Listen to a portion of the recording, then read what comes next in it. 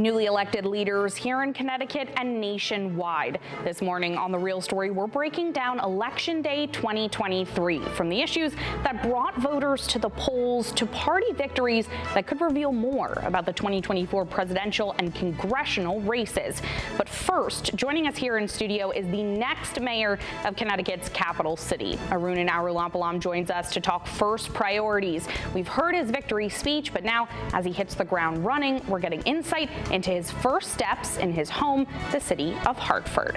Good morning, and thanks so much for joining us here on The Real Story. I'm Emma Wolforst. 169 elections happened Tuesday across Connecticut, with many new leaders now stepping into major municipal roles. But since Hartford's Mayor Luke Runin announced he would not seek another term, attention was on a crowded race here in the capital city. Arunan Arulampalam, the Democratic nominee who was endorsed and supported along the way by not just Mayor Runin, but Governor Ned Lamont, the state's congressional delegation, and more, won by 69% of the vote, quickly elected with 4,701 votes, one of the first races to be called Tuesday night. And now he's with us once again here to talk about it all. Runin, thank you so much for being here. Thanks for having me. Of course. So first off, congratulations. Thank you. On the election. I was there at Duncan Park on Tuesday night for the watch party, covering your race, watching it get called, as we said, one of the first races to be called. So you had a lot of supporters there, but first just tell us how it felt on Tuesday night to see those results come in. Well, it was really great. It was really validating. It's what, I'd been hearing at the doors and in the community for a little bit, but I think after the primary, we had a contentious primary, a three-way primary, and I think Hartford was ready to come together and speak with one unified voice and speak about the future of the city. And so it was a great night to be there. It's nice to have my kids there with me, and all of these people who had poured so much into the campaign and really placed their belief in me in this campaign. It was really validating to see. Wonderful. So before we talk a little bit more about the issues and looking ahead, I've heard you talk a lot about it before. I know we've talked about it. I've heard constituents talk about it. Your name, Arulampalam, yeah. You've said before, a lot of people might not have thought, and you didn't think, that someone with a name like Arulampalam could be elected mayor. Tell me a little bit about that and what that specifically means for you. Well, it means a lot. It ties me back to this culture and this history in my family that dates back, many thousands of years. It's based on a Sanskrit name, and so my name is important to me. But I also, I've been going by Runin and hopefully Mayor Runin until people figure it out. I'll say this: on Wednesday morning when my wife and I were watching the news the next day, my wife said, a lot of those anchors figured out how to say Arulampalam over the course of this campaign. So I think if people can get a Runin, we'll figure out the rest. So might be Mayor Runin, might be Mayor Arulampalam a little bit down the road. Yeah. Give people some time to get used to it. So you've led the Hartford Land Bank for a while now, and you live right here in Frog Hollow. You've been pretty entrenched in the city of Hartford. But tell me about this campaign. What were you finding out from people? What did you hear that voters really wanted and needed from the next leader of the city? For me, this campaign started well before I had really fully decided to run, and certainly well before I had announced. And I always believe in one-on-one conversations and learning from people directly and listening. And the campaign themes I started with, I think, were ones that really resonated with voters. I started talking about really early on housing and the need for housing in all of our communities that's safe, that's quality housing, that's affordable, and also housing that leads to home ownership. Here in Frog Hollow, we've got a 7% home ownership rate. Citywide, we've got a 24% home ownership rate, which is the lowest in the state. And I think that resonated. I talked about quality of life issues, and I think some of my consultants were not quite sure that would be a major election issue, but getting trash off the streets, dealing with sidewalks and street lights, that really matters to people, the noise complaints, all the rest of it. And I talked a lot about our kids, and I've got 5 young kids. We've got so many young people in the city who are really hurting in such incredible ways. And I think before we can talk about violence and how we deal with violence, we've got to talk about whether our kids are really being taken care of and whether we're giving them opportunities to succeed within the system, whether we're giving them quality education, whether we're creating safe spaces for our kids. And I think that really resonated with a lot of families, but really everyone in the city of Hartford cares about our kids. We really are a village in our heart, and we're going to work on rebuilding that.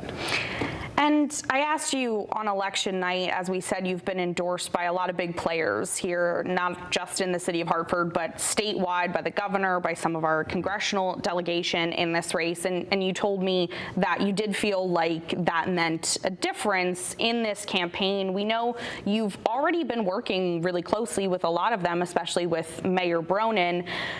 When he first took office, he told us there was a lot that kind of, shocked him, or he wasn't expecting about running this city, especially priority and finance-wise.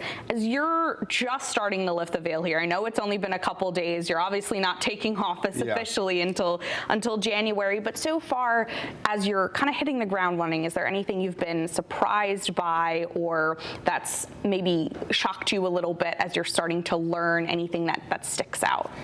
I've spent some time in state government, and one of the things I learned in that is that until you're sitting around the table, you never fully understand what's there. And you make all these assumptions kind of looking in from the outside, but until you're in that place, you're never going to be fully sure. I feel really fortunate that Mayor Runin has really kept me in the loop as much as possible and kept me apprised of things going on. We sat down yesterday, we sat down again today. He's been really helpful in trying to move this transition along and being a sounding board on ideas, on personnel, on issues. And so I think we are going to have as seamless a transition as you could really have. But there's always going to be new things you learn, and it's always going to be a challenge starting on day one. And that's why we're working on getting a really good team around us to be able to carry that forward. So let's talk a little bit more about finances. It's no secret that Hartford was, when Mayor Runin took office, what he calls kind of unofficially bankrupt. And now we're seeing some major improvement, but the city is still coming back. It's still trying to grow and develop. Mayor Runin really had to focus on development, catering to corporations that could bring Hartford and downtown back to life. How do you plan to balance that development as well as your promise to reinvest back into Hartford's neighborhoods? I think that they all play into each other. We need a strong and thriving downtown. They pay a large amount of our tax bills. They bring jobs into our city, and we need to continue to grow that, and we need everybody to feel part of that progress. But we also have such a huge opportunity, I think, to rebuild our neighborhoods and work on rebuilding small businesses within our neighborhoods. And I live in a neighborhood, I've talked to so many people who live in neighborhoods, as we rebuild commercial corridors and make them feel like centers around our city again, as we rebuild housing and to bring that back together and make them feel like communities again, I think we're just going to have a much more interconnected city. And I want to talk about that affordable housing, and you brought up the home ownership rates here in Hartford. This is clearly a priority for you, especially given your background and experience. What are the first steps? What would you be looking to do right when you get into office, and what could this actually look like for people here in Hartford? Well, we at the Land Bank have been working on trying to train up Hartford residents to take on vacant and blighted properties and rebuild them in their neighborhoods. But we've also focused on trying to convert vacant and blighted housing into home ownership opportunities, and that requires some real resources, and it requires some investment, and I think it's something we'd like to work really closely with the state on. But trying to rebuild that wealth, that generational wealth within our communities is so important and such a big part of my goals for this administration.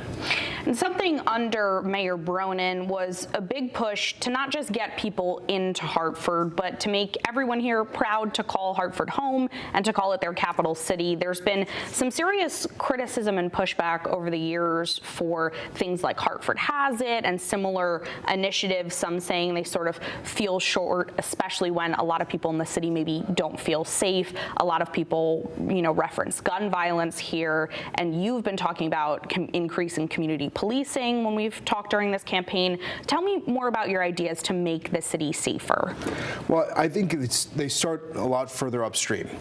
Before that crime happens, we've got to make sure that our young people have real access to career opportunities, that our education system is leading to a whole set of career opportunities. We need to make sure that our young people, after the school doors close at 3:30 and all summer long, have access to productive ways in which they can be engaged in sports and recreation and music and arts, and have real good alternatives to our streets. And there are so many bad choices out there for young people, but we need to invest in some of these good choices. And then we've talked about creating an Office of Violence Prevention to coordinate services between our nonprofits, our police, and our school system, to make sure that we're identifying those who are showing risk factors early, that we are getting them the help they need, the mental health resources. We know that there's data that shows that certain people are more likely to commit crimes based on trauma in their own lives, maybe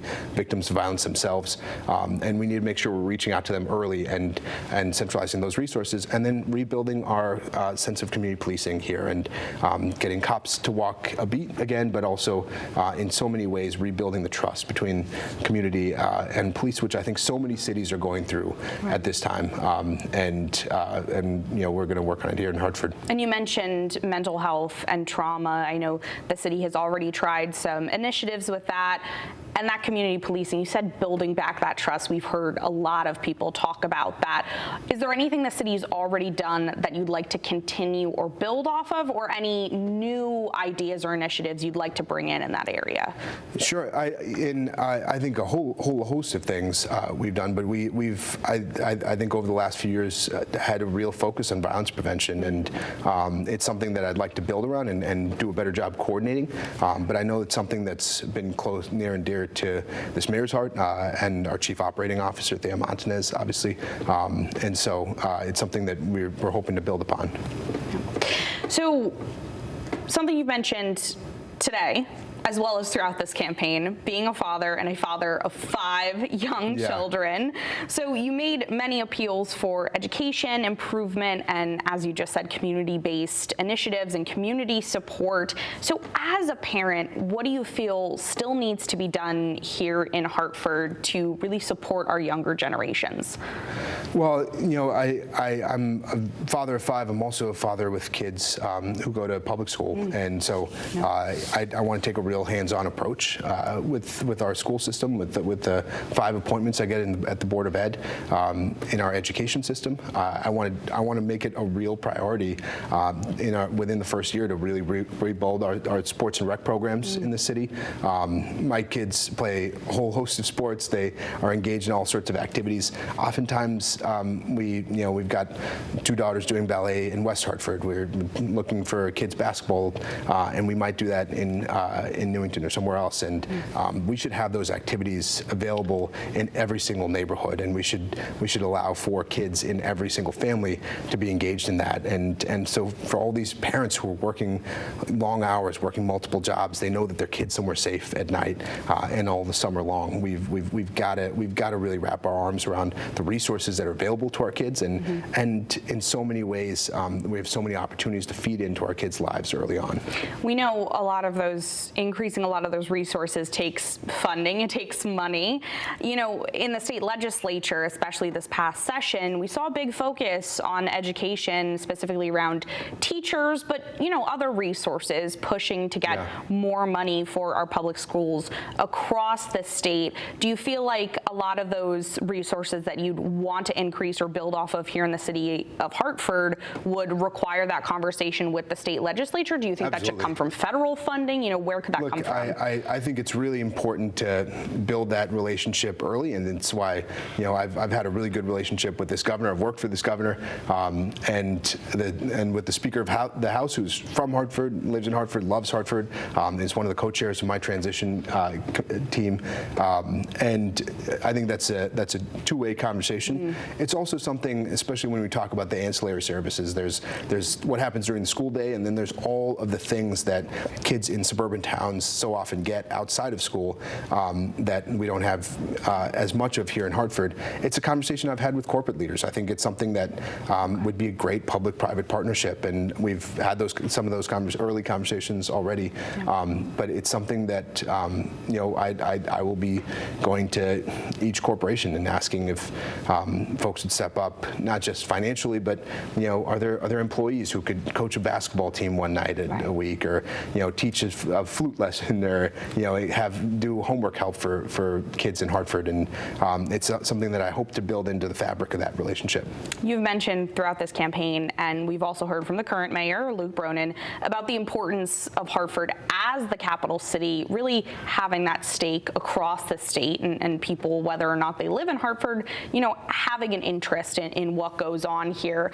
Some people throughout your campaign found it controversial when you went to other towns and cities to get them involved in this election, but you and Runin have maintained, as I said, that everyone should really have a stake and an interest in what goes on here. Tell me a little bit about that. Obviously, we were just talking about getting funding for things like education, but for you, again, why is it so important that everyone across the state really know and care about what's happening in the capital city? Yeah, and I would proudly stand by any of the comments that I made, and I think most people in the community who I've talked to agree with me that Hartford as the capital city, as the center of this region, as the main city for the greater Hartford area, is so important to the region, so important to the state, and everyone in the Hartford area should be bought into the success of our city and should want a strong and thriving Hartford. It's the basis of jobs for this region. It determines how strong our suburbs are.